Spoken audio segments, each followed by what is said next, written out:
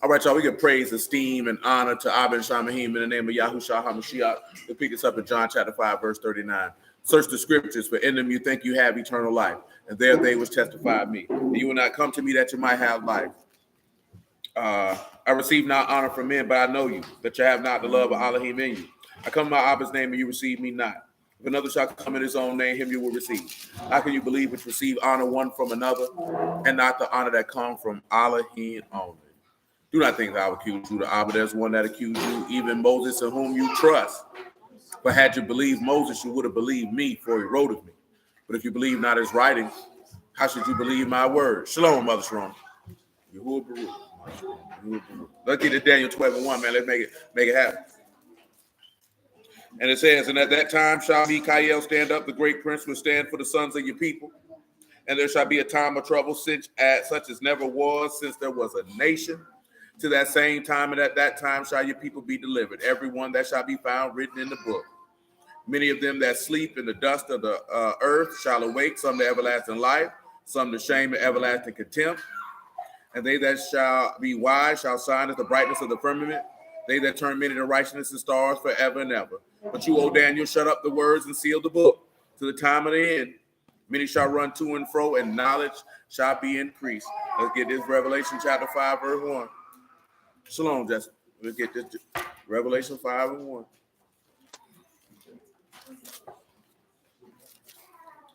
And I saw the right hand of him that sat on the throne, a book written within and on the backside, sealed with 7 seals.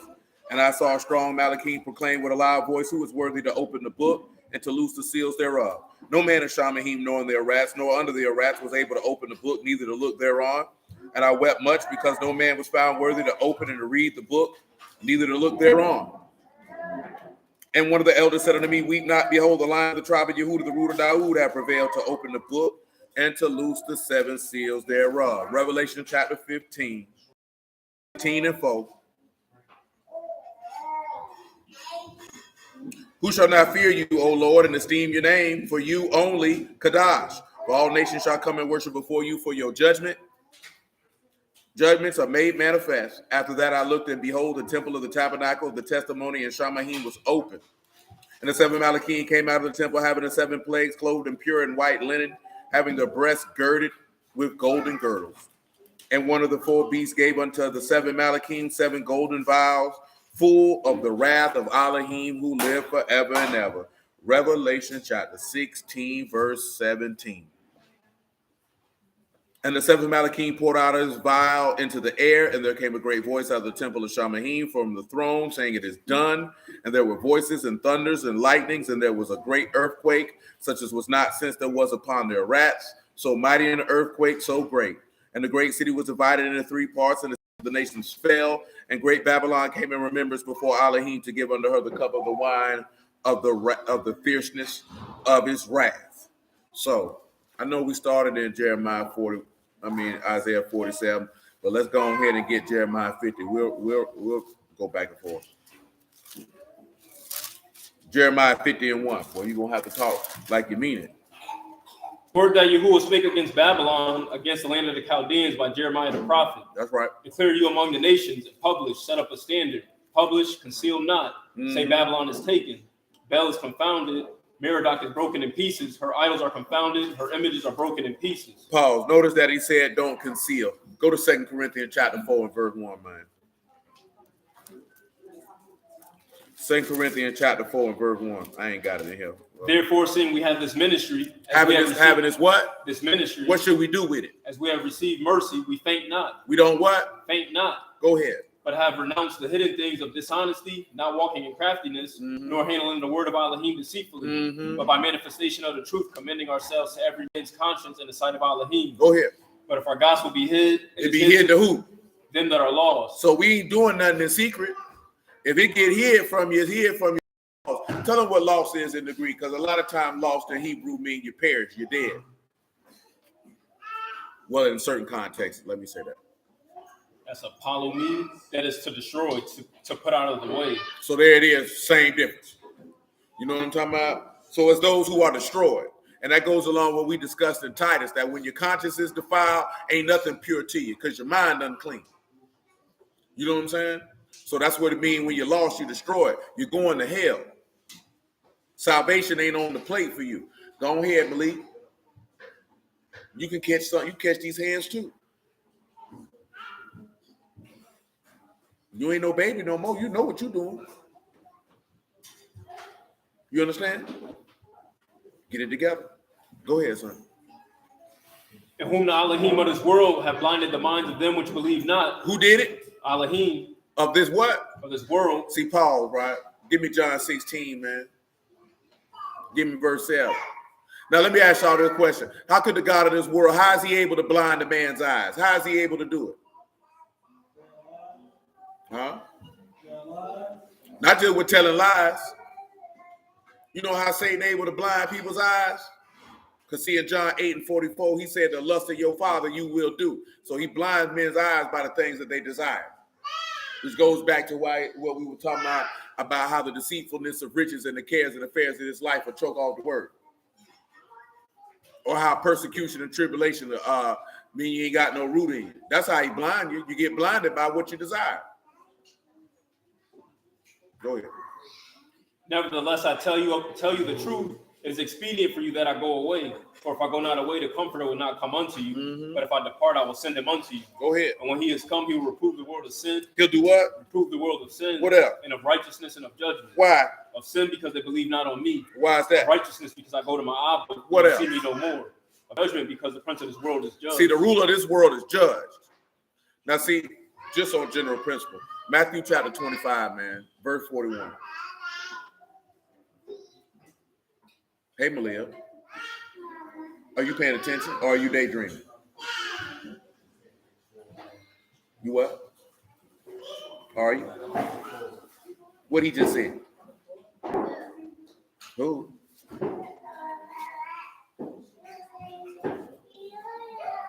Huh? I can't hear you. Now you're talking softly. That means you weren't paying attention. Your name, Malia? I didn't think so. Continue. Then shall he also say unto them on the left hand, depart from me, you cursed, into everlasting fire, prepared for the devil and his angels. You say cursed into everlasting fire, prepared for who? Hashatan and his angels. So why is this well, not when they ain't gonna say Hashatan. You got the devil there. So why is that important? Why is he cursed? Because he's already been judged. So here's the question: where do you read him being judged? It's all good. No. It's in Genesis. What did he get cursed to do? He cursed to go about his belly and to do what? Eat the dust of the earth. That was his curse. Why is that important to eat the dust of the earth? That means your name written in the earth. If it ain't written in heaven, that means you've been judged. That means you're going to hell. He go about his belly because his belly is where his desires dwell. And that's how he blind the man. See, like what we were talking about last night, man, when you motivated by your desires and you influence from others, outside forces, to chase after your desires, you can never see the righteousness of Alahym clearly. It's going to be impossible. Carnal mind is death. Is that not what the word say? So if you're carnally minded, how you going to be able to see? You're only going to be seeing what you desire. There's a difference with somebody who got the eyes of Alahym and the eyes of man. Is that not what he told Peter? When Peter said he wouldn't die, he said, you know what I'm talking about? Get behind me, Satan. Because what did he tell him? Because you desire the thing that be a man and not a God. See, that's the difference. Your lust will never end well for you. And again, when people hear lust, they only want to think about doggone sex. But that's just desires. It's the things that you desire that'll keep you separate from Yahuwah. You know what I'm saying? It's simple as that. Go ahead, man. And back, we good in both of those locations. You can go back to 2 Corinthians chapter 4. What verse you in? Joseph, you paying attention? He's still in verse 4. 2 Corinthians 4:4. And whom the Alahym of this world have blinded the minds of them which believe not, lest the light of the esteemed gospel of Hamashiach, the image of Alahym, should shine unto them. Shalom, Sister Kelly. So he said, unless everlasting life should shine into them, they're going to stay blind. Go ahead. For we preach not ourselves. He said we don't do what? Not preach ourselves. We don't preach ourselves. Who we preach? For Yahushua HaMashiach, the Master, and ourselves, your servants, for Yahushua's sake. Mm-hmm. For Alahym, who commanded the lights to shine out of darkness, have shined in our hearts. See, pause. He said he caused the light to shine out of where? Darkness. Now, where that take you back to? Straight back to the beginning, because in the beginning, he caused the light to shine out of what? Darkness, because you was empty, you was vain, and you was disorderly. When you're dealing with sin, you're walking in darkness, you're empty, you're vain, and you're disorderly. That's why he caused it to go dark on Egypt. That's why he caused it to go dark on the beast throne. See, let me get that for you about how he made it go dark on the beast throne real quick. That's why he made it go dark in Egypt. It's right over here in Revelation chapter 16.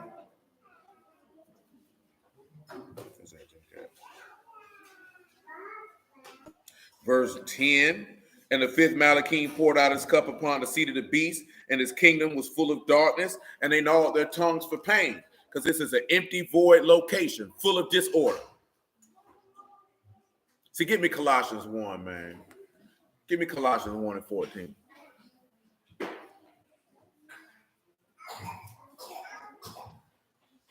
In whom we have redemption through his blood, the forgiveness of sins. The what? We have redemption through his blood, the forgiveness of sins. What else? Who is the image of the invisible Alahym, the firstborn of every creature. That's right. For by him are all things created that are in Shamahim and that are in the earth, visible and invisible. Visible and invisible. The thrones or dominions or principalities or powers, all things are created by him and for him. And he is before all things, and by him all things consist. And he is the head of the body, the assembly, who is the beginning, the firstborn from the dead, that in all he might have preeminence. I think I missed what I wanted. Back up to verse 10. That you might walk worthy of the Master unto all pleasing, being fruitful in every good work, and increasing in the knowledge of Alahym, strengthened with all might according to his esteemed power, unto all patience and long suffering with joyfulness, giving thanks unto the Abba, which have made us meet to be partakers of the inheritance of the saints in light, who have delivered us from the power of darkness. He delivered you from what? The power of darkness, and translated into the kingdom of his dear Son, in whom we have redemption through his blood to forgive us of sins. So now you got to get changed into the image of his Son. But the key point is darkness. What is in darkness? Death, sin, disorder. That's what's in there. That's why you got to come up out of that. Come out to 2 Corinthians chapter 4, man. So again, that's why I did read that, but you know he made it go dark on Egypt. How many days was it dark in Egypt?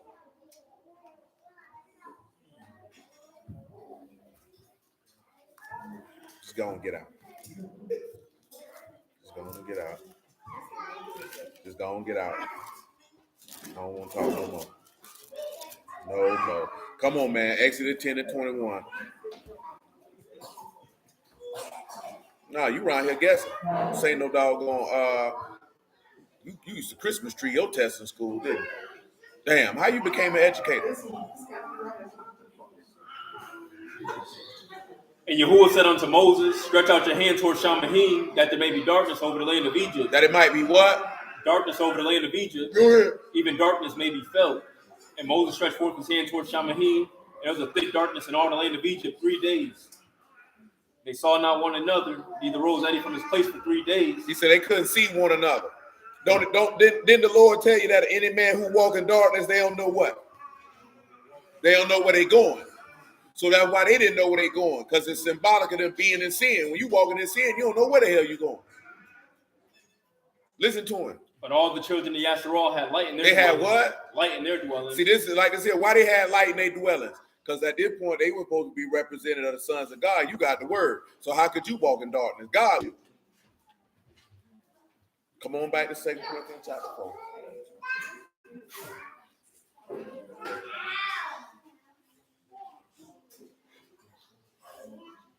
What verse is it? Still in verse 6.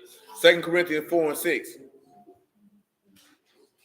For Alahym, who commanded the light to shine out of darkness, have shined in our hearts, to the light of the knowledge of the esteem of Alahym in the face of Yahushua HaMashiach. That's right. But we have this treasure in earthen vessels. You had this treasure in what? Earthen vessels. Go ahead. That the excellency of the power may be of Alahym. That it might be a who? Alahym, and not of us. Not of yourself. Come on. Troubled on every side, yet not distressed. Not distressed. Perplexed, but not in despair. No despair. Persecuted, but not forsaken. You ain't been abandoned. Cast down, but not destroyed. Ain't nobody killed you. Always bearing about in the body, dying of the Master, Yahushua, that the life of Yahushua might be made manifest in our body. Uh-huh.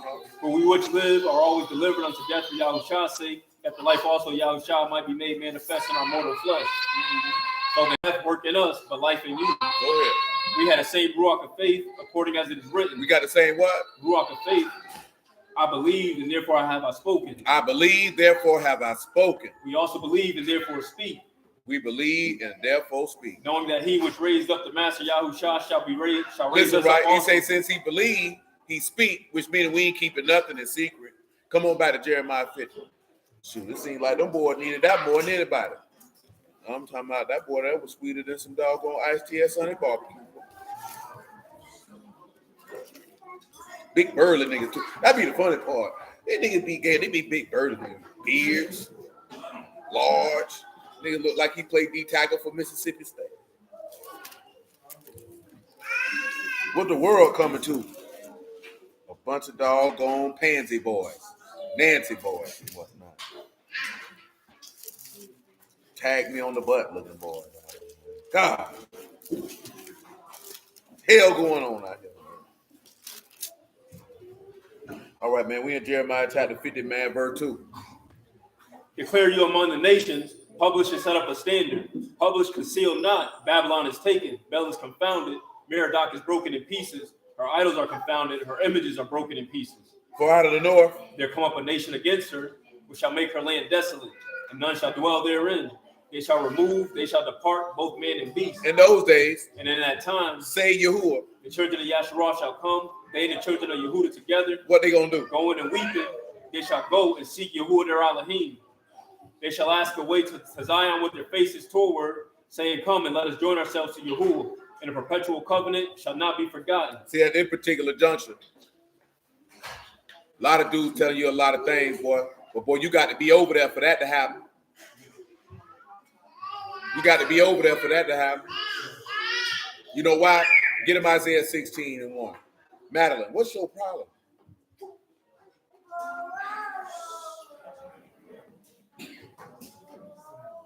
Isaiah 16:1. Send you the lamb to the ruler of the land from Selah to the wilderness. Send the who? The lamb unto the mountain of the daughter of Zion. For it shall be as a wandering bird cast out of the nest. As a what? As a wandering bird cast out of the nest. Why is that important that he said a wandering bird? A wandering bird is cast out of the where? Out of the nest. Go ahead. The daughters of Moab shall be the forwards of Arnon. Take counsel, execute judgment, make it shadow as the night in the midst of noonday. Hide the outcast, bewray him not that wander. Let my outcast dwell with you, Moab. Be you a covert to them from the face of the spoiler. From the face of the who? The spoiler. You say he telling Moab to hide you from the beast. For the extortioners at an end, the spoilers cease, the oppressors are land, and in mercy shall the throne be established. And he shall sit upon it in truth, and their tabernacle. So this dealing with you when you come, and now you're ready to be joined to a perpetual covenant and not be forgotten. Remember, because he tell you to leave up out of Babylon before he crash it, and that's when he tell you the extortion has ceased, the oppression is over. Back to Jeremiah chapter 50, man, verse 6. My people have been lost sheep; their shepherds caused them to go astray. They have turned them away the mountains. They have gone from mountain to hill. He said, who caused them to go astray? My people. No, the shepherds. The shepherds caused them to go astray. Why is that important? In Lamentations chapter 2, he tell you that. Get it for him, man. Lamentations 2 and 14.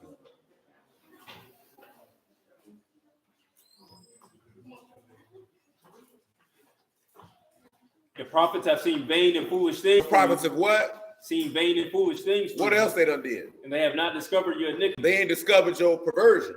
To turn away your captivity. To turn away your captivity. But I've seen for you false burdens and causes of banishment. And reasons for you to be banned. Given banishment by definition.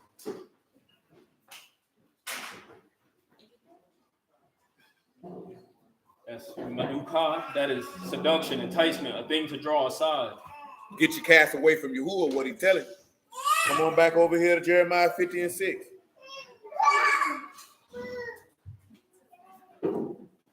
I mean, shoot, Joanne do the same thing. Oh, he good. He just stopped. Jeremiah 50 and 6. My people have been lost sheep. Their shepherds have caused them to go astray. Tell them what lost mean by definition. are bad, to perish, to vanish, to You go see that? astray. Going to tell you like this here, man. You're dealing with law, man. That means to be killed, to go astray. You're dead in your trespasses and sins. You need life. Continue. They have turned them away to mountains. They have gone from mountain to hill. They have forgotten their resting place. Remember, he said they look at sheep as they have no shepherd. That's why Moses prayed that Yahuwah would set a man, give it for him, man. Numbers 27 and 14.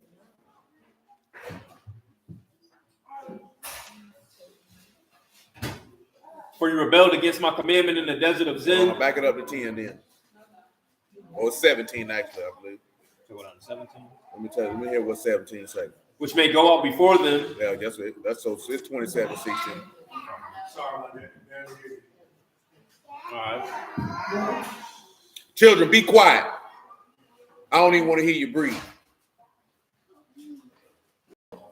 Let Yahuwah the Alahym of Ruachs of all flesh set a man over the congregation, which may go out before them, which may go in before them, which may lead them out, which may bring them in.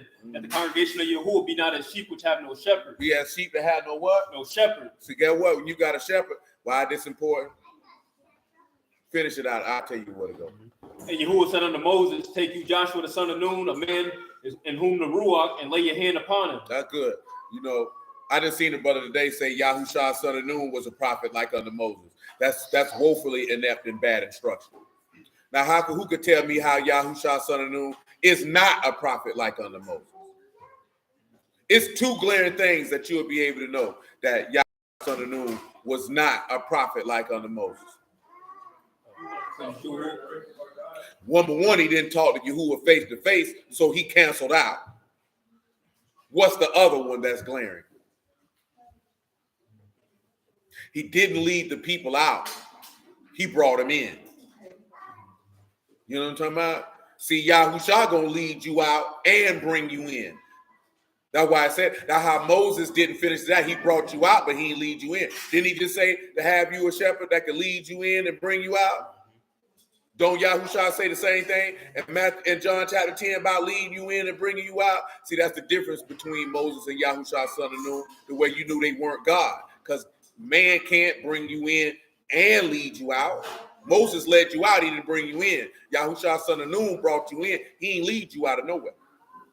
You know what I'm talking about? And he didn't minister to people the law. He just was the leader over the people. He effectively operated in the king's role at that particular time. But boy, he didn't teach them people no word. Moses taught them people that word, and he did not sit down with them with Yahuwah face to face. He didn't do it. So that's over with. That's what I be meaning. That individual could say stuff, and on the surface, it sounds great. But when you know the word, you know that it's inherently incorrect. You know what I'm talking about? It's the same difference with what you call it. A dude years back, man, told me David was from the order of Melchizedek because he had on the ephod. I say, come on, bro.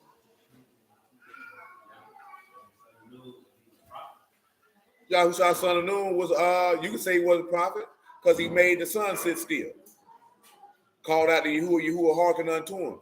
I mean, he had a prophecy that he spoke, that we actually read it the other day. But I was like, you know what, just stop right there because we weren't going to deal with it. You know what I'm talking about? With a particular man's son. IBL to be specific. You know what I'm talking about? But he was a prophet and a leader of the people, commander of the people. But he wasn't a prophet like unto Moses because he didn't do anything that Moses did. Yahushua son of Nun fought wars coming into the land to subdue it. You know what I'm talking about? So, but never mind. That's a whole nother I ain't even finna go down that road. Come on, man. We go to 27. Yep.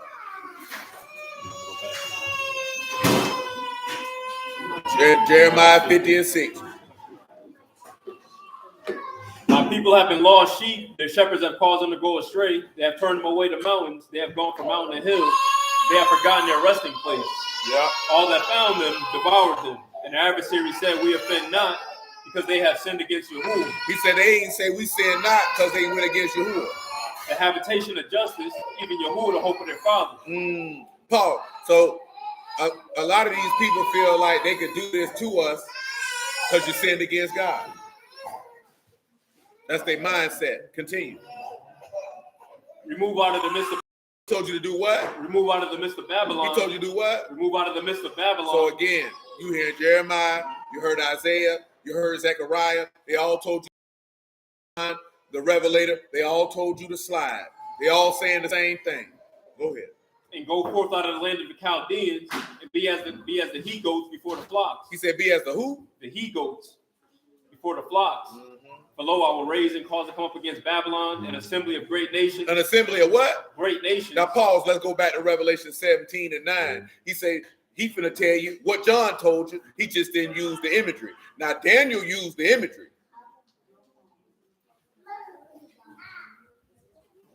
Revelation 17:9. And here the mind which have wisdom, the 7 heads are 7 mountains on which the woman sit. And there are 7 kings, 5 are fallen, and one is. One is. The other is not yet come. And when he come, he must continue a short space. Short space. And the beast that was and is not, even he is the 8th, and is of the 7 and going to perdition. And the 10 horns which you saw are 10 kings, which have received no kingdom as yet, but receive power as kings 1 hour with the beast. These have one mind and shall give their power and strength unto the beast. Unto the who? Unto the beast. These shall make war with the Lamb, and the Lamb shall overcome them.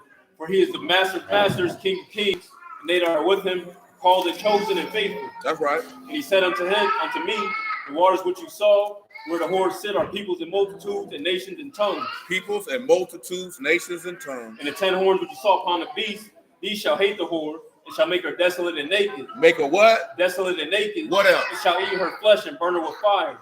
Burn her with what? With fire. Joseph, get up, and y'all two, Malik and Madeline, cut it out. Joseph, get up. Come on, Jeremiah 50:9. Madeline, sit still. Get your behind up. Nobody playing with you. Jeremiah 50:9. For lo, I will raise and cause to come up against Babylon, an assembly of great nations from the north country, and they shall set themselves in array against her. From thence shall she be taken. The arrows as of a mighty expert man, none shall return in vain. They're going to take her out. So you see, Jeremiah's telling you what you just seen in Revelation 17 about these nations gathering up, and they're going to burn this hoe. Go ahead. And Chaldea shall be a spoil. All that spoil her shall be satisfied. Because you were glad. Because you rejoiced, all you destroyers of my heritage. Because you grown fat as the heifer of grass and bellow as bulls. Your mother shall be sore confounded. She that bare you shall be ashamed. Behold, the hindermost of the nations. Of what? A wilderness. In a dry land. In a desert. Because of what? The wrath of Yahuwah. It shall not be what? Inhabited. And it's going to be what? Wholly desolate. Everyone that go by Babylon shall be astonished and hiss at all her plagues. Put yourselves where? In array against Babylon round about. All you that what? Bend the bow. Do what else? Shoot at her. Spare what? No arrows. Why? For she has sinned against Yahuwah. Now here's the question. How did Babylon sin against Yahuwah? What did she do? Say what? Say what? I mean, they were doing that anyway. But you know the biggest point of where she sinned against Yahuwah? Because she was being propped up by the beast to perpetuate everything that he had going on.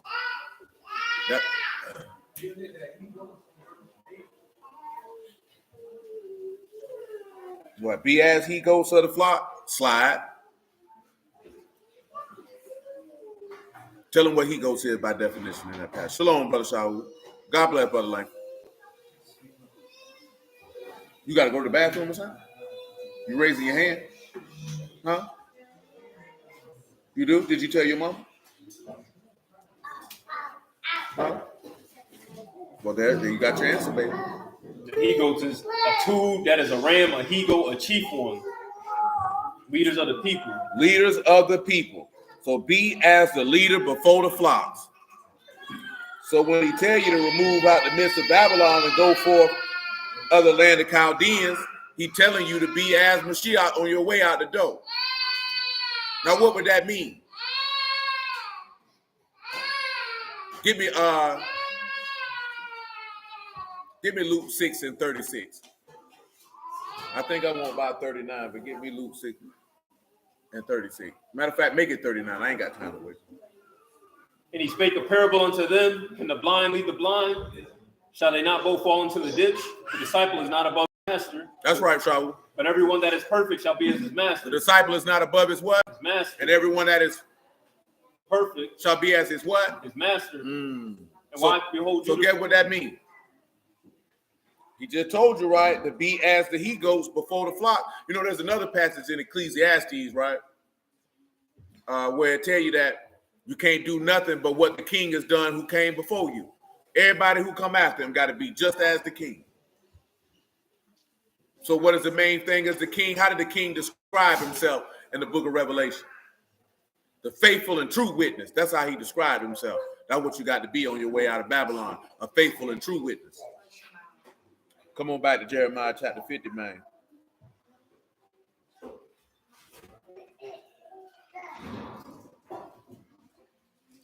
Yeah, verse 15. Shout against her round about. She have given her hand. Her foundations are fallen. Her walls are thrown down. For why? The vengeance of Yahuwah. Take what? Vengeance upon her, as she have done, do unto her. So get what? We just read it in Revelation 18 last night. Let's read it again, 18 and 4.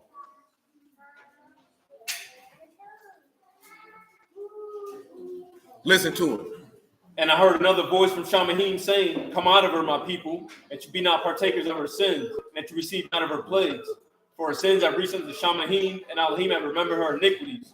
Reward her even as she rewarded you, and double unto her double according to her works. Go ahead. And the cup which she had filled to her double. Mm-hmm. How much she have esteemed herself and lived deliciously, so much torment and sorrow give her. Now here's the question, right? He said, do unto her that she's done to you.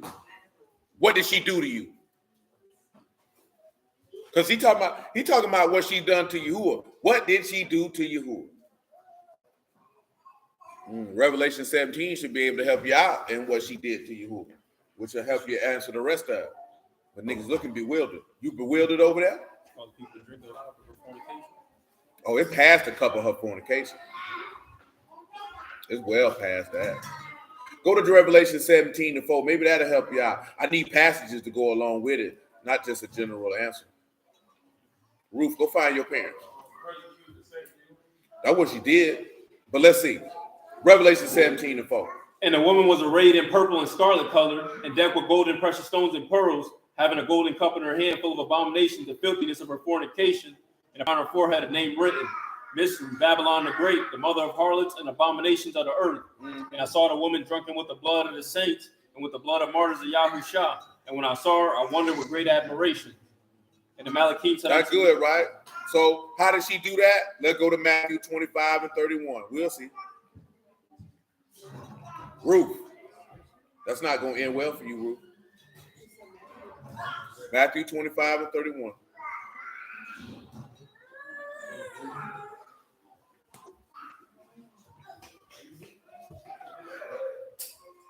When the Son of Man shall come in his esteem, and all the Kadash Alahym with him, then shall he sit upon the throne of his esteem. And before him shall be gathered all nations. He shall separate them one from another, as a shepherd divides sheep from the goats. He shall set the sheep on the right hand, but the goats on the left. Go ahead. Then shall the king say unto them on his right hand, come you, Baruch of my Abba, inherit the kingdom prepared for you from the foundation of the world. Listen to him. For I was hungry, and you gave me meat. I was thirsty, you gave me drink. I was a stranger, and you took me in. Naked, and you clothed me. I was sick, and you visited me. Go ahead. I was in prison, and you came unto me. Come on. Then shall the righteous answer him, saying, Master, when we saw you hungry, when have we saw you and fed you? Or thirsty and gave you drink? Come on. When saw we you a stranger and took you in? Or naked and clothed? Go ahead. Or when saw we sick and prison and came unto you? Come on. And the king shall answer unto them, truly I say unto you, as much as you have done unto the least of my brethren, you have done it unto me. Go ahead. Then shall he say also unto them on the left hand, depart from me, you cursed in everlasting fire, prepared for the devil and his Malachim. For I was hungry, and you gave me no meat. I was thirsty, and you gave me no drink. I was a stranger, and you took me not in. That's right. Naked, and you clothed me not. Sick and in prison, and you visited me not. That's right. For him saying, Master, when saw we you hungry, or athirst, or a stranger, or naked, or sick, or in prison, and did not minister unto you? Go ahead. Then shall he answer them, saying, truly I say unto you, and as much as you did not to the one of the least of these, you did not to me. And these shall go away into everlasting punishment, but the righteous into life eternal. So, what did Yahushua say to Paul? He said, "Why are you persecuting me?" And that's what he said. Why are you persecuting me? So you know that every time they killed the saint, every time they killed somebody who witnessed Yahushua, they killed him. And that's why he coming to see him. Because what does the law say? Genesis 9:5, one more time.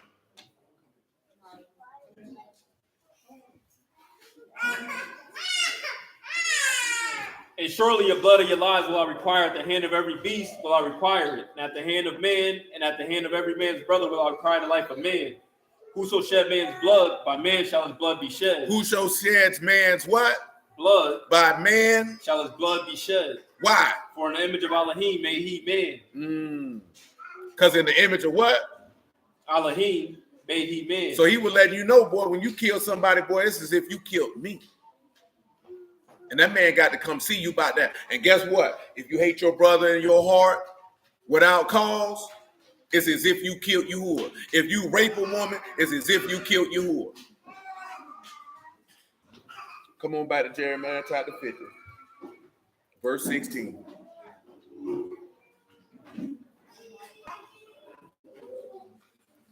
And see, there's other things that tie into the what she's done that I just didn't mention, and that ties into. Okay, let's just do this. Proverbs chapter 6, verse 16.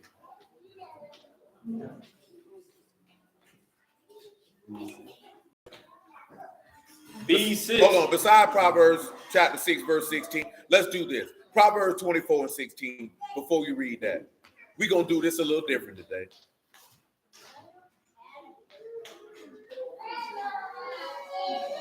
Proverbs 24 and 16. For a just fall 7 times and rise up again. But a just what? Fall 7 times. A just do what? Fall 7 times. But what does he do? Rise up again. But the wicked shall fall into mischief. The wicked fall into what? Mischief. Tell them what mischief means. Now, most of y'all on here, y'all know how we went through the just man falling 7 times and rising again. Of course, you know that's Yahushua falling into those 7 abominations. And if you need to, just for the people who don't know, and then you can go search this out on your own, just give them Proverbs 26 and 22 real quick, like mine. Or you can go check it out on tape, but yeah, we don't have time to deal with it tonight. We're going to deal with this differently than usual. Proverbs 26 and 22.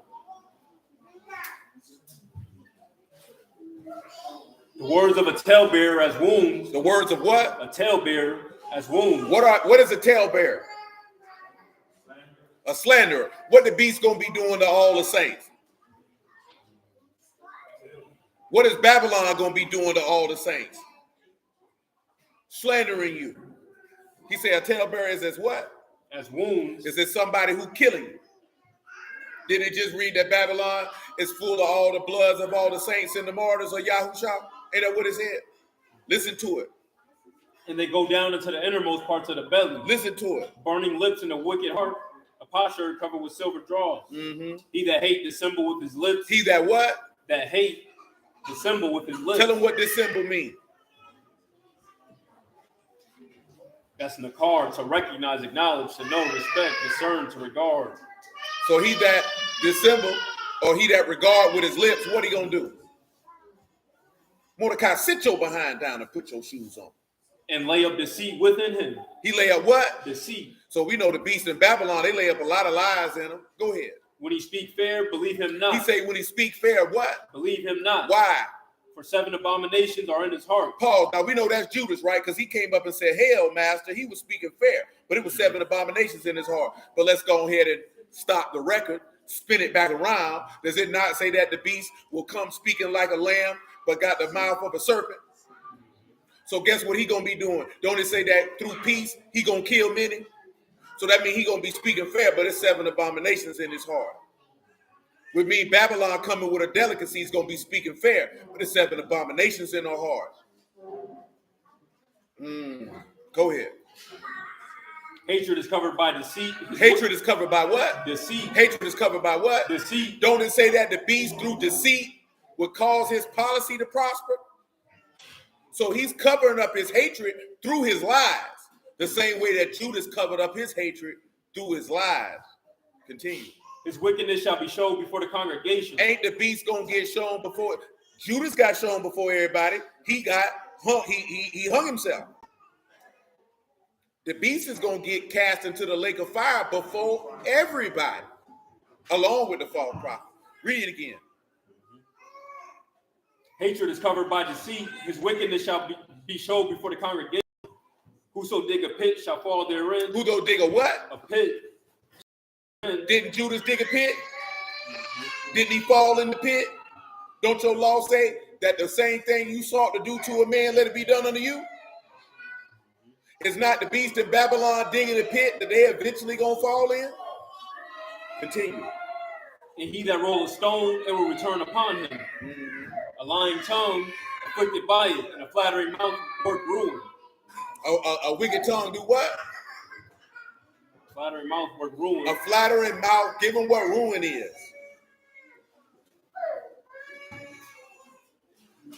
Mid-K, that's occasion of stumbling, a means of stumbling. He gonna come, so guess what, right? The beast coming understanding what?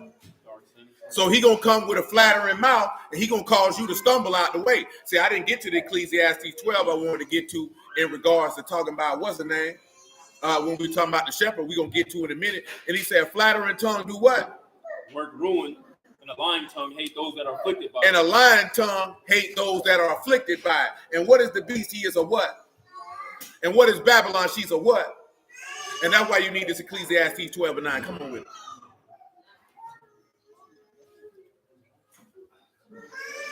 And moreover, because the preacher was wise, He did what? he still taught the people knowledge. And what else did he do? Yeah, he gave good heed. He gave what? He gave good heed. And sought out what? And set in order many proverbs. And what else? The preacher sought to find out acceptable words Even what? and written upright, words of truth. The words of the wise as golds and as nails fastened by the masters of assemblies As what? are given from one shepherd. Paul. So that would if a preacher's wise, that's what he gonna do. He gonna see out acceptable words to set these proverbs in order, so that the people can get words of truth and that it can be saved. And it only comes from one shepherd. It don't come from the Lord. You ain't got it. It ain't come from God. You made that up out your butthole. Come on back where you was at. Proverbs 6 and 16. Listen to it. But you don't the Proverbs 24? That's it. Proverbs 24 ain't but a one-hitter quitter. Proverbs 6 and 16. These six do Yahuwah hate, 7. are an abomination unto him. What's the first one? A proud look. Pause. Now let's deal with that. Who can show me where Babylon has a proud look in the text? Who can show where the beast got a proud look in the text? Because remember, he say, render unto them as they rendered unto you, and that they sinned against Yahuwah. Well, there are 7 things that Yahuwah hate, so we would have to look at. Also, these 7 things that Yahuwah hate, clearly we're going to see that Babylon and the beast perpetuated that on the saints and the martyrs, which is why you would be a righteous man, and you would rise again, and they gonna fall in their own pit. Do you see how that works? You know, we've looked at the Proverbs 24 and 16 before in the different way past Yahushua, looking at it as examples of just men in the text that fit that, you know, like Samson, like Joseph. You know what I'm talking about? But now we're going to take it and look at it how to apply to you. So who can tell me how Babylon had a proud look in the text? It's okay. Isaiah 47 and 3. Yeah, you're going to have to give it to me out of the text. After that, Daniel 11:36. Isaiah 47 and 3. Your nakedness shall be uncovered. Your sin's going to be shown. Yea, your shame shall be seen. Everybody going to see it. I will take vengeance, and I will not meet as a man. Go ahead. Our Redeemer, Yahuwah of hosts, his name, the Kadash one of Yasharal. Since you silent and get you into darkness, O daughter of the Chaldeans, she shall no more be called the Lady of Kingdoms. I was wroth with my people. I polluted my inheritance and given them into your hand. You did show them no mercy. You ain't showing Upon none. the ancient have you very heavily laid your yoke. And you said, I shall be a lady forever. That you did not lay these things to your heart, neither did remember the latter end of it. Therefore hear now this, given the pleasures that dwell carelessly, that say in your heart, I and none else beside me. They say ain't nobody what? None Shalom, else bro. beside me. Ain't nobody beside me. I shall not sit a widow, I ain't gonna see a widow. neither shall I know the loss of children. That's pride. So there's the proud look. This is why he hate Babylon. Now let's take a look at something. I'm gonna read you some stuff out of Daniel 8 before we get to Daniel 11, because I just need to go on and get it out the way. You got the ram, you got the goat, and you got this horn. I'm in Daniel 8:1. Listen to it. In the 3rd year of the reign of King Belshazzar, a vision appeared unto me, Daniel. After that which appeared unto me at the first. And I saw in a vision, and it came to pass when I saw that Shushan, the palace, which in the province of Elam, and I saw the visions by the river of Utai. And I lifted up my eyes and saw, behold, there stood before a river a ram which had horns, and the horns high, but one higher than the other, and the higher came up last. Now, how does this relate to Revelation 11? Who came first?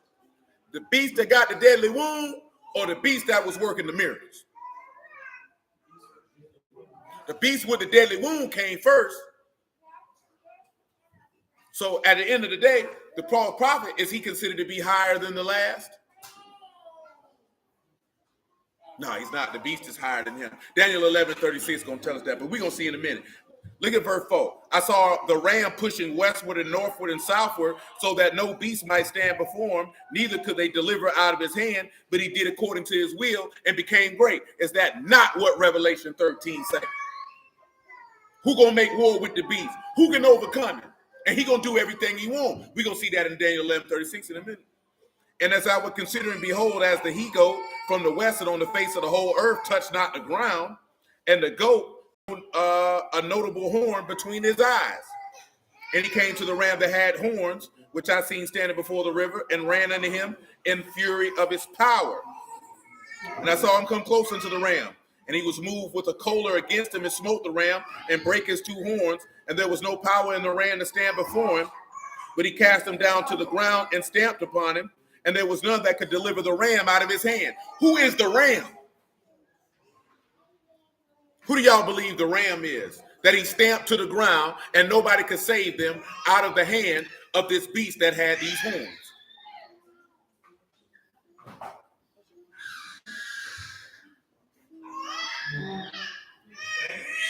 Huh? That is the saints. Let's continue. Verse 8. Therefore the he-goat waxed very great, and when he was strong, the great horn was broken, for it came up 4 notable ones towards the 4 winds of Shamahim. And one of them came forth a little horn, which waxed exceeding great towards the south, towards the east, and towards the pleasant. So what is that pleasant? That's Jerusalem. That's the land. They just injected land there, but that's what it is. And it waxed great to the host of Shamahim, and it cast down of the host and of the stars to the ground and stamped upon them. Tell me what stamp means. What you think this means when it said that he cast some of the stars to the ground and stamped on them? Tell them what stamped is, by the way. That's Ramaz, that is to trample. To trample. What y'all think this relate to? I'm going to read again. And it waxed great to the host of Shamahim, and it cast down of the host and of the stars to the ground and stamped upon them. Tell them what stars is, man.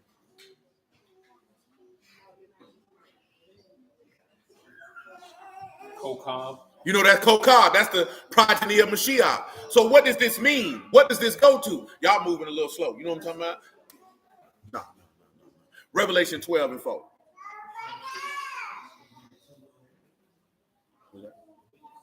Oh, no. And his tail drew the 3rd part of the stars of His Shamahim. tail did what? Drew the 3rd part of the stars of Shamahim. Oh, no. And did cast them to the earth. Cast them where? To the earth. Oh, man. And the serpent stood before the woman which was ready to be delivered. That's good. That's all. I didn't want you to understand where that came from in Revelation 12 when it said that the serpent cast stars to the ground. Because is that not what Daniel just told you? So you see the host of heaven being trampled upon because they've been deceived by this man because of his proud look. Let's return to Daniel chapter 8. Yea, he magnified even to the prince of the host, and by him the daily was taken away, and the place of the sanctuary was cast down. Tell them what daily is there, because they inserted sacrifice. Tell them what daily is in that passage. That's Talmud, continuity, perpetuity, to stretch continuously.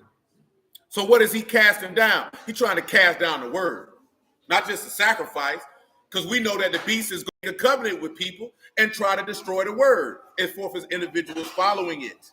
And a host was, this is verse 12 of Daniel 8, and a host was given him against the daily by reason of transgression, and it cast down the truth to the ground, and it practiced and prospered. So tell them what daily is again, because see, This is where we get messed up at, right? It say daily sacrifice when you look at it in English. So you thinking that somebody's going to institute something and these people going to start sacrificing in another temple. But that is not what this says. That's Talmud again. So it's Talmud again. So now when you see it say, by reason of transgression. Well, what is the man's transgression? We about to read it in Daniel 11:36. The man going to say he God. So by reason of him saying he God, he's going to seek to stop the word from going forth, which is why Babylon will make martyrs out of all the saints of Yahuwah. Does it not say that he went to make war with the woman and the remnant of her seed, which had the testimony of Yahusha and keep the instructions of Alahym? Is that not what it said? Why would he be doing that? Because he's going to stop the word. You're not going to be openly be able to express the word in those days and think you're going to live to talk about it. Or be free to walk around and do it. See, that's not happening in the earth.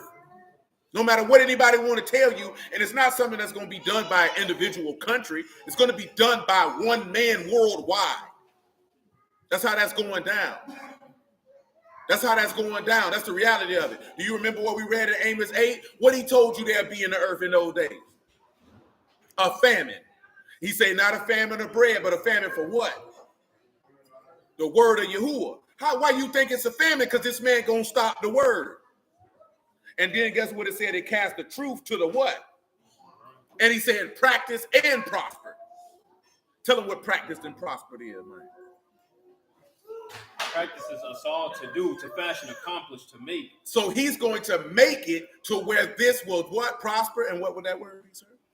Salat, to rush, to advance, to prosper, to make progress. He's going to cause this to he's going to cause this work to progress and to prosper and to proceed, that the word of Yahuwah will not be spoken. You got to understand why you behave for all nations for his name's sake and why these people going to kill you. This is why I tell you, a lot of these dudes don't know what they're talking about, man. And you're not going to be ready. You got a lot of people, Brews and Christians alike, waiting for somebody to build a temple to sacrifice some goats so he can stop it. Why would Yahuwah cause a man to build a temple to stop something that he never cared about in the first place? He never cared about it. Don't Jeremiah say, man, put up your doggone animals and eat flesh? He said, I never talked to your forefathers about making no doggone sacrifices. I told them, do what I told you to do. See, individuals take that to mean something else, meaning he telling you, you took it as, if I bring you a sacrifice, you'll be good. What we just read in 1 Samuel 25, to obey is better than what? And the heart is the better than what? The fat of rams. So the intent was never about the sacrifices. I want you to do what I told you to do.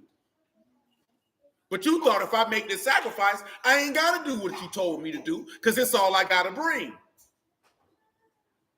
But we know the sacrifices were instituted so he didn't have to kill you. And even still with the sacrifices, he still could have killed you because you were sinning willfully and wantonly. But let's continue. Daniel 8:13. Listen to what he said. Then I heard one saint speaking, and another saint said unto that certain which spake, how long the vision, the daily, and the transgression of desolation, to give both the sanctuary and the host to be trodden underfoot. What that sound like to something that we've been reading since we've been talking about this topic? Oh, no, not Daniel 12. It said he heard one saint speaking to another saint, how long the vision, the daily, and the transgression of desolation to give both the sanctuary and the host to be trodden underfoot. What's the sanctuary? That would be Jerusalem. What is the host? That's Israel. Is that not? Read it for him. Revelation 6:10. Make it 6 and 9. No, he finna tell him about the time period. You talking about in Daniel 8? Oh, no. That's somebody, that was him seeing the vision of how long that time period would be. Listen to him. And when he had opened the fifth seal, I saw under the altar the souls of them that were slain for the word of Alahym, for the testimony which they held. And they cried with a loud voice, saying, What? How long, O Master, Kadash and true, do you not judge and avenge our blood on them that dwell on the earth? That's what they were asking about. That's the same thing. Daniel seen the same thing that John seen. Go ahead. And white robes were given unto every one of them, and it was said unto them that they should rest yet for a little season, and to their fellow servants also and their brethren that should be killed as they should be fulfilled. Daniel saw the fifth seal. He didn't know he seen the fifth seal, but that's what he seen. Come on, Daniel 11:36.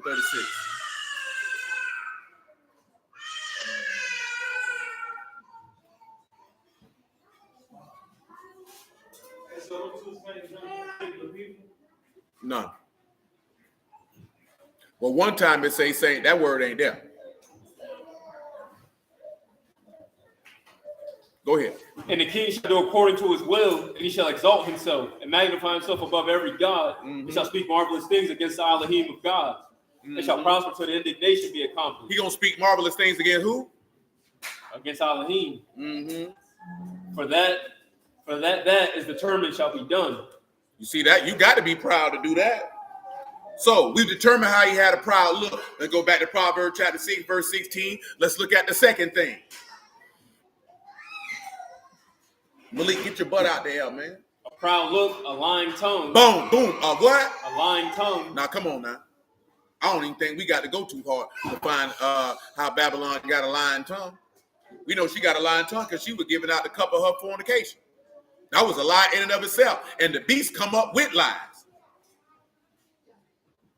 But it's its own general principle. Revelation 12:1. No, 13:1.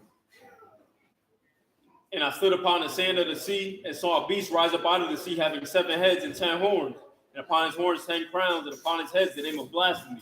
And the beast which I saw was like unto a leopard, and his feet were as the feet of a bear, and his mouth as the mouth of a lion, and the serpent gave him his power, and his seat and great authority. And I saw one of his heads as it were wounded to death, and his deadly wound was healed, and all the world wondered after the beast. Go ahead. And they worshipped the serpent which gave power unto the beast. Right down to verse 11. And I beheld another beast coming up out of the earth, and he had 2 horns like a lamb, and he spake as a serpent. And he exercised all the power of the first beast before him, and caused the earth and them that dwell therein to worship the first beast, whose deadly wound was healed. You see how that go back to what that was in Daniel? How he come later, but he had a little bit more power.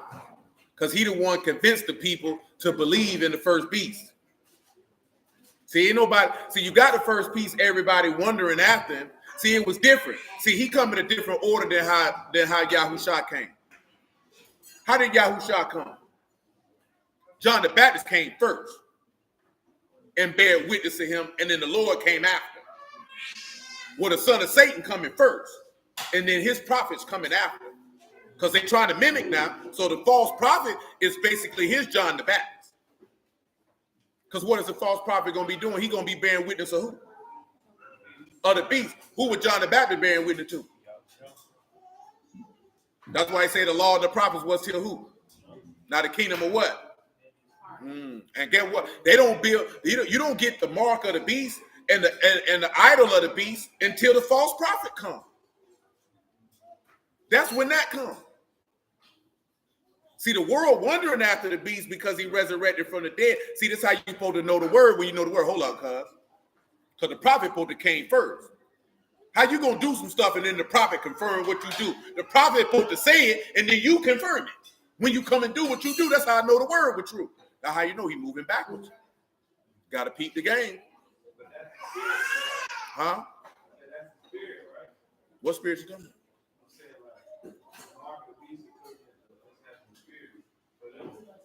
I mean, it's just covenant.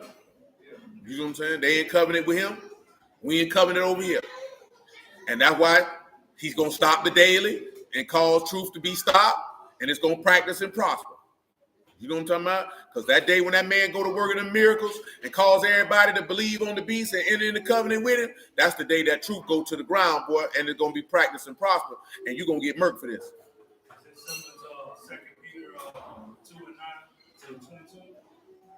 Oh, no, that's past that. This go way beyond him making false prophets. You getting made merchandise long before this happened. You know what I'm saying? See, this is element, of course, dealing with mystery of Babylon, with the mystery of iniquity, which has already been working. You know what I'm talking about? The secret of perversity and depraving of the word has been working for a long time. See, the beast is the culmination and the crescendo, the apex of the mystery of iniquity. You know what I'm talking about? Because he's been keeping secret. I mean, at the end of the day, it shouldn't be a secret anymore if you know the word an individual is doing this. But more people don't know the word, so they're going to get caught up. They're going to get caught up. And it is what it is, man. You know what I'm saying? You can't do nothing about it. The will of Yahuwah going to be fulfilled, and that's just what it is. You know what I'm talking about? So, come on, man. And he do great wonders, so that he make fire come down from Shamahim on earth in the sight of men, and deceive them that dwell on the earth. He do what? Deceive them that dwell on the earth. Come on, man. By those miracles which he had power to do in the sight of the beast, saying to them that dwell on the earth that they should make an image to the beast, which had the wound by a sword and did live. Mm-hmm. And he had power to give life unto the image of the beast, that the image of the beast should both speak and cause that as many as would not worship the image That's of the why beast the prophet got more power. should be killed. And he calls all, both small and great, rich and poor, free and bond, To do what? to receive a mark in their right hand Or in their what? forehead. So now you in the covenant with him. Come on back to Proverbs chapter 6. Let's look at the third thing the man hate.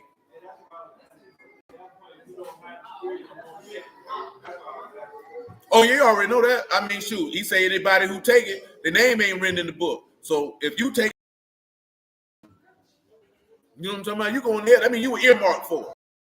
It was already written. That nigga go out. He going here. That one there too. I don't like that. You know what I'm saying? Anybody who name written in the book is not going for any of that. You know what I'm talking about? And truth be told, y'all already know how I see it. Mad majority of brews going for it. I ain't gonna lie to you. Man. And I know a lot of brews ain't gonna want to hear this here, man. I think it's probably gonna be just a tad bit more Christians that's not gonna go for this than a lot of these brews who you know that's gonna go for this. You know what I'm saying? Just because they know the book a tad bit a little better. And not because they're Christian, but just because they approach the book from a different mindset and perspective that most brews are taught to approach it. You know what I'm talking about? So they're going to look at some things and they're going to be like, hold up, I've been reading the Bible a long time, boy, and this don't look right. You know what I'm talking about? See, a lot of brews get caught up. That's why he say, right? He say, you know, the Yahudim seek after a sign and the Greeks seek after knowledge. So see, a lot of brews going to get caught up because you're going to be focused on the sign since you don't know the word, and he going to get you. You know what I'm talking about? See, we pride ourselves, we know the word, we scholars, this, that, there, and the third, but you don't really know God, you don't really trust God, and you don't really love God, so you're going to get deceived. How you going to be able to not be deceived of a man you don't even know?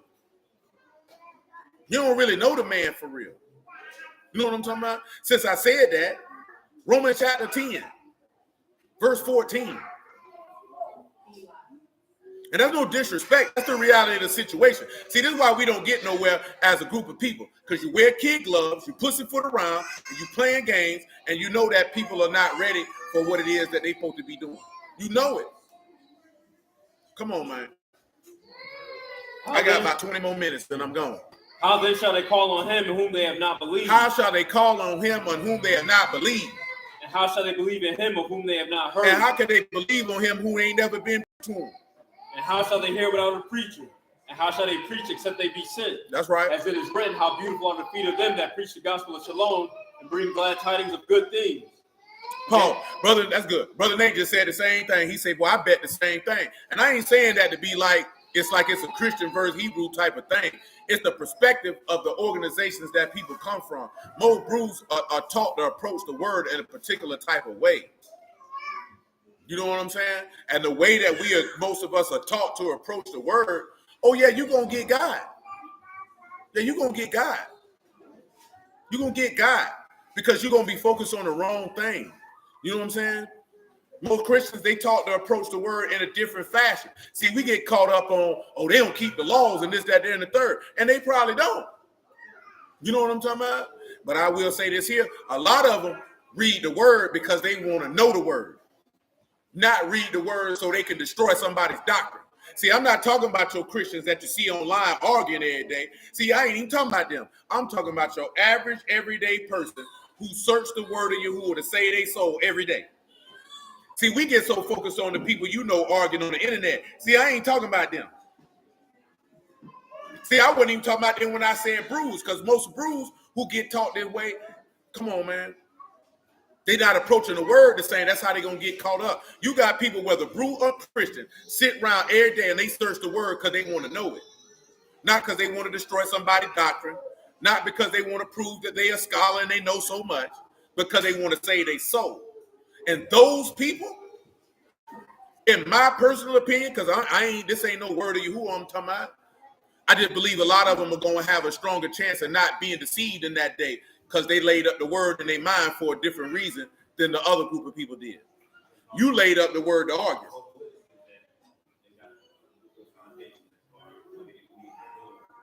Yeah. You know what I'm saying? You got some Jehovah's Witnesses. They know a few things, but I think a lot of Jehovah's Witnesses are going to get caught up because their doctrine is so bad in a whole lot of other areas that it would make them more susceptible to being deceived.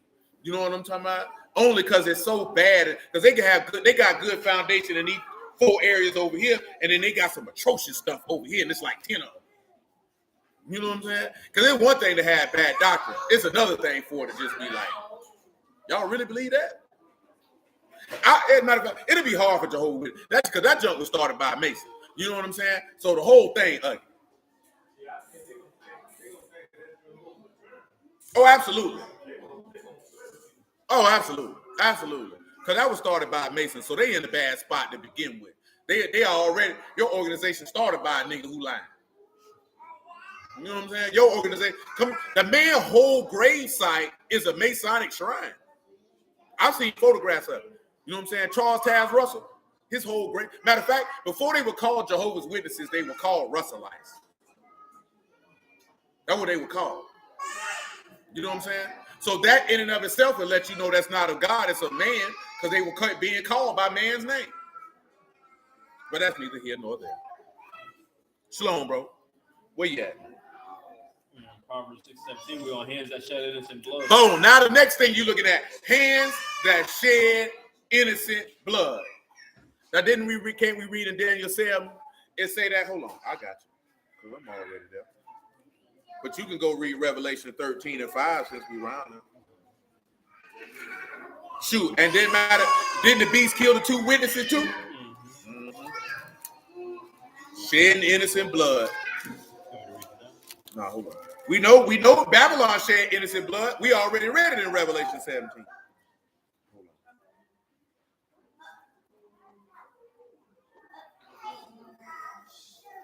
Daniel 7:11. Listen to this, right? I beheld then because of the voice of the great words which the horn spake.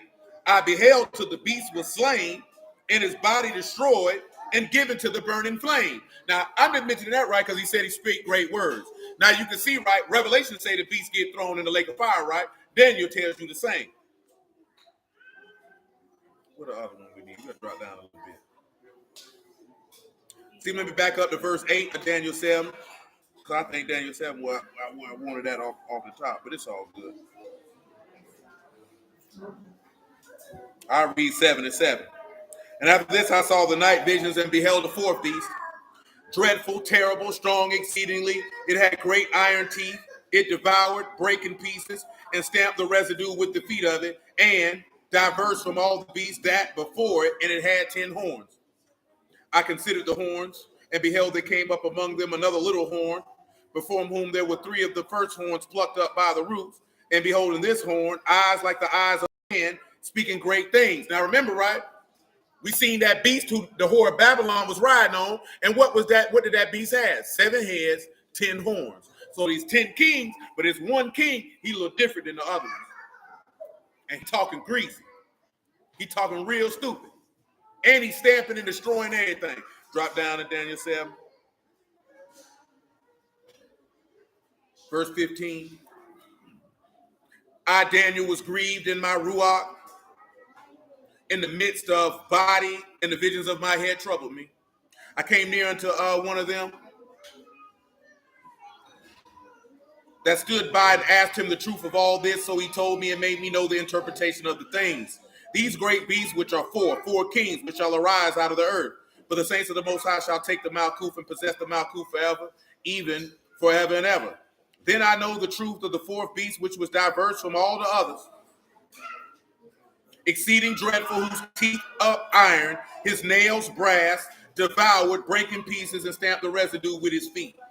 And the 10 horns that in his head, and the other which came up before the 3 fell, even that horn had eyes and a mouth that spake very great things, whose look more stout than his fellows.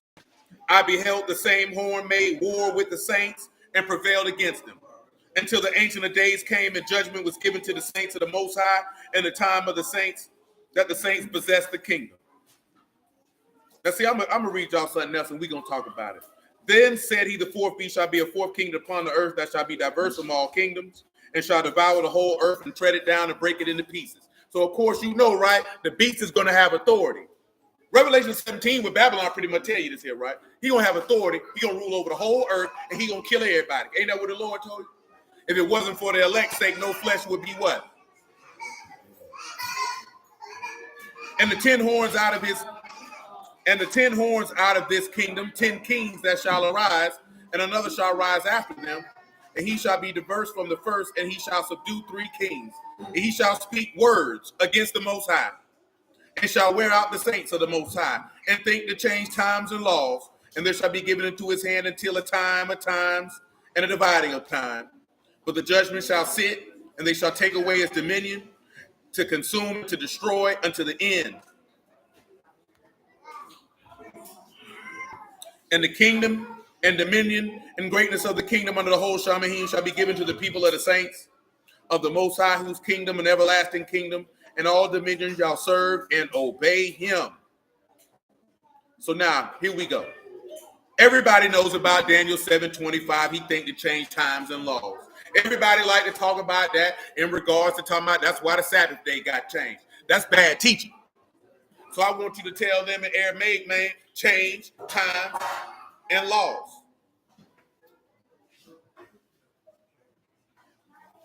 Because remember, right, this man who's raising up, he's not in the earth right now. So the changing of the Sabbath in this time ain't got nothing to do with what this is talking about. Changes shanal to change, to be altered. So he's going to alter what? Now, what are times that he's going to alter? Times is zaman, a set time, a season. He's going to change the season. So what season is he going to change? Remember, because we just read in Daniel 8, right, that truth going to be cast down to the ground, is it not? And that the transgression is going to prosper, it's going to be practiced and prospered. So what is he going to change? Tell him what laws is. That's Dolph, that is a decree, a law. So what decrees and seasons is he going to change? Remember this here. When does the beast get killed? During Passover. Now let me ask y'all a question, right? Because y'all supposed to know the text. Is there in the text an example of somebody changing a feast? Where is that?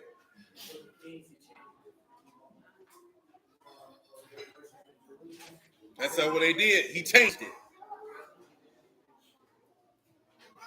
I can't remember the king name, escaped my mind at this present. Yeah, Jeroboam. That's who did it. Remember what he did? He changed Passover from the first month to another month. Changed all that. Oh, let me remember where that's at. Come on. Book of Kings. Let me look and see.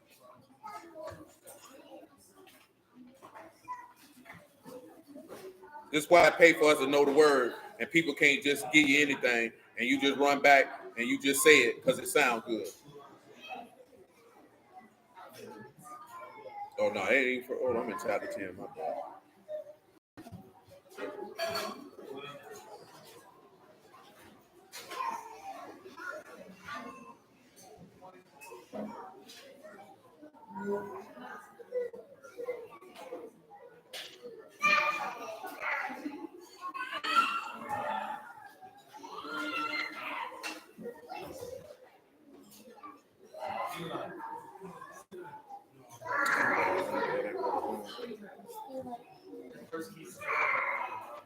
Yeah. Come on, 1 Kings 12, Civic.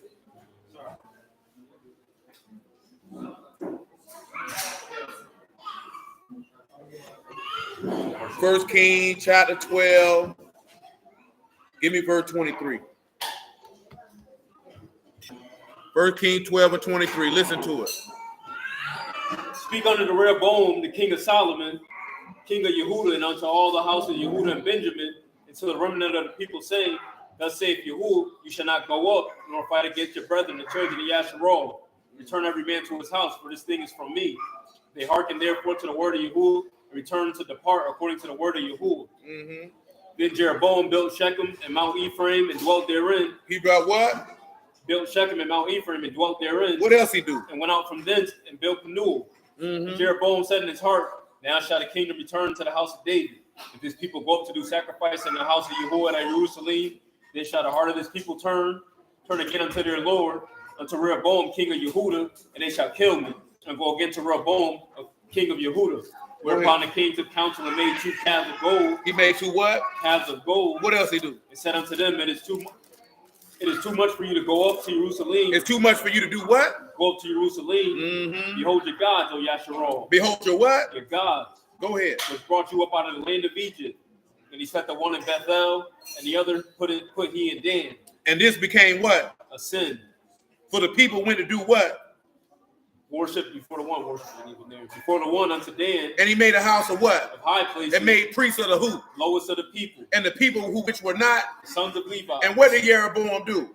Ordained the feast in the 8th month. In the when? In the 8th month. On what day? The 15th day of the month. He tried to make him a tabernacle. Go ahead. Like unto the feast that is in Yehudah. Like the feast that's in Yehudah. And he offered upon the altar. So did he at Bethel, sacrifice unto the calves he had made. And he placed in Bethel the priest of the high places which he had made. So he offered the altar which he had made in Bethel the 15th day of the 8th month, and the month which he had devised. Well, much which he had devised of where? Of his own what? Of his own heart. Ain't that's what that beast gonna be doing? Go ahead. And ordained the feast unto the children of Yasharal, and he offered upon the altar and burnt incense. So that's what it means when he tell you he seek to change times and laws, man. He's doing the same thing Jeroboam did. See, if we know the word, then we'll know that. You wouldn't be around here talking about he changed it to a Sabbath day, and that's the Roman Catholic Church. You wouldn't be saying that stupidity. You know the word well enough to know. This man is going to do what Jeroboam did, because Jeroboam was worshiping the same God that this man do.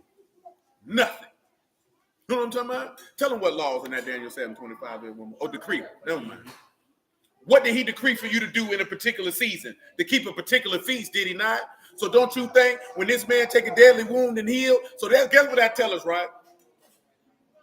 He's either going to do it around Passover or after Passover or tell you this a new Passover. But he's going to do it on the 14th day of that month, though. Until you say, I'm a new God, so it's a new, and you're going to go for it. And you're going to get your unleavened bread, and you're going to sit, shalom, my G, and you're going to sit down and eat with it. You big dummy. You know why you're dumb? Because you ain't seek out the book of Yahuwah and read. Read them that Revelation 1 and 1, man. I'll let John the Revelator tell it to you. Hey, man, tie your shoes, my G.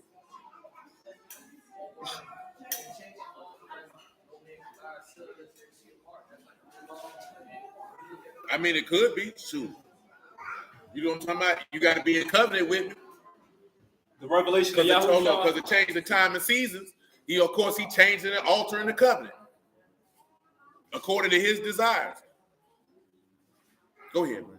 The revelation of Yahushua Mashiach, which Alahym gave unto him to show unto his servants, things which must surely come to pass. And he sent it signified by his Malachim unto his servant John. Listen what this man finna tell you. Bear a record of the word of Alahym and of the testimony of Yahushua Mashiach. Listen to him. Of all things that he saw. Listen. Baruch he that read. Blessed is he that read and do what? They that hear the words of this prophecy and keep those things which are written therein. Do you understand that the words of the prophecy and revelation are also in the Torah and the Tanakh, if you would? So if you hearken into the words, if you read the prophecies and doing what's in Revelation, that means you should be doing the whole book. Go ahead. For the time at hand. It's near. That's good. So now we see how they shedding innocent blood, right? Let's look at it the other one, man. I think we're on the fourth thing he hates. Proverbs chapter 6. A heart that defies wicked imagination. Tell them what imaginations is.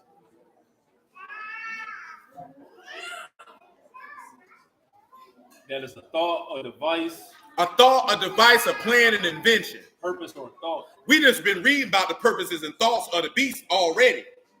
And Babylon is supporting it. Why? Because she's the goddess, the priestess, the high priestess, if you will. We already talked about that when we were talking about Jezebel, is that Babylon is representative of what Jezebel has already done. See, so this is why Yahuwah hate this hoe. This is why he hate Babylon. See, we want to go into Babylon and just be simplistic on top. Now let's see what the book say. What the next thing he say he hate? Feet that be swift and run to mischief. Now tell him what mischief is. That's wrong, bad, evil. You like to run to evil. We know the beast running to evil. And everything Babylon got going on is evil. How do we know that? Because she like to perform witchcraft. She like to perform sorceries and enchantments. What's the next thing this man hates? False witness that speak lies. Telling lies. Now we already know the beast telling lies. We done established that. And he that sow discord among brethren. And then to sow what? Discord among brethren. To do what? Sow discord among brethren. Now how is the beast in Babylon sowing discord among brethren? Because they gonna say you a blasphemer, because you gonna say who is like unto the beast, who can make war with him, and you gonna say he a liar. Didn't we already read that last night? These are all the things that are going to befall the saints, is it not? Is that the last one? Mm-hmm. So if all these things are what's going to befall the saints, right? And he say, blessed are those who are part of the first resurrection, upon whom the second death have no power, correct? Then that means you will be representative of that just man falling 7 times, but rising again, because the same things that happened to him is what Babylon and the beast is going to do to the saints, which is not what happened when you came out of Egypt. Because them 7 things that fell on him, that didn't happen to you in Egypt. There was no discord among brethren in Egypt. There was no feet running what Pharaoh did, but that's neither here nor there. He had a lot of stuff going on with that, but it's a couple things that he ain't have that didn't happen to you. See, his proud look is why he wouldn't let you go. His feet being swift to running to mischief and devising a wicked imagination is why he chased it to try to kill you. You know what I'm talking about? But see, did Pharaoh shed innocent blood? No, he didn't. He never got a chance to do that. But he had a proud look, though, didn't he? But that wasn't that particular Pharaoh. That was a different Pharaoh. By the time it was time for us to leave up out of there, that was a different Pharaoh. He didn't shed any innocent blood. Because no blood of Yasharal was shed on your way out the door. That didn't happen. And you can't read where Pharaoh was a false witness telling lies. So what you understand is that what you went through in Egypt, oh, no, you ain't having that smooth ride up out of here. Come on, Jeremiah 50. We finna wrap it up anyway. This is under the same rules at Wednesday, man. It ain't gonna be no long drought. We just were a little behind. I got 8 minutes technically. We in Jeremiah chapter 50, verse 16. I just wanted to make sure we got them 7. How you can see Proverbs 24 and 16 relates to the beast in Babylon. Cut off the sword from Babylon, and him that handled the sickle in the time of harvest. For fear of the oppressing sword shall they turn to every one his people, and they shall flee every one to his own land. Yasharal, A scattered sheep, the lions have driven him away. First, the king of Assyria hath devoured him. Last, Nebuchadrezzar, king of Babylon, hath broken his bones. Therefore saith Yahuwah of hosts, the Alahym of Yasharal, behold, I will punish the king of Babylon and his land, as I have punished the king of Assyria. And I will bring Yasharal again to his habitation, and he shall feed on Carmel and Bashan. His soul shall be satisfied upon Mount Ephraim and Gilead. And in those days, and in that time, saith Yahuwah, the iniquity of Yasharal shall be sought for, and none. And the sins of Yehuda, and they shall not be found. For I will what? Pardon him whom I reserve. Tell him what reserve is. Tie your shoes, yo. You stepping on your shoestrings here? Come on, yo. Sha'ar, to remain, to be left over, to be left behind. To the remnant. To the rest. To the remnant. So when he tell you, he say, I will pardon the remnant. Those that are left over. But we're going to stop right there, man. Hallelujah for Yahushua the word, man. I appreciate y'all time this evening. I bless y'all the house of Alahym in the name of Yahushua. Yahuwah willing, man, we'll be back tomorrow at 7:30. And Wednesday at 7:30. And Thursday at 7:30. Saturday at 8. Friday at 8. Saturday at 2:30. Saturday again at 8. 8 o'clock Sunday.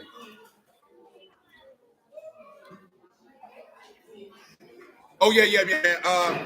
Jedediah. When during unleavened bread, man, during the week, we don't do the two hour plus. You know what I'm talking about? It's just like as if we had service on Wednesday. So we're gonna be in and out. But we'll be right back, y'all, with it tomorrow, man. You know what I'm talking about? So prayerfully, y'all got some understanding out of that. Again, I bless y'all the house Alahym in the name of Yahushua. I love y'all. Appreciate y'all. You who are willing, man. Till tomorrow. Yes, what can I do? Like I usually do.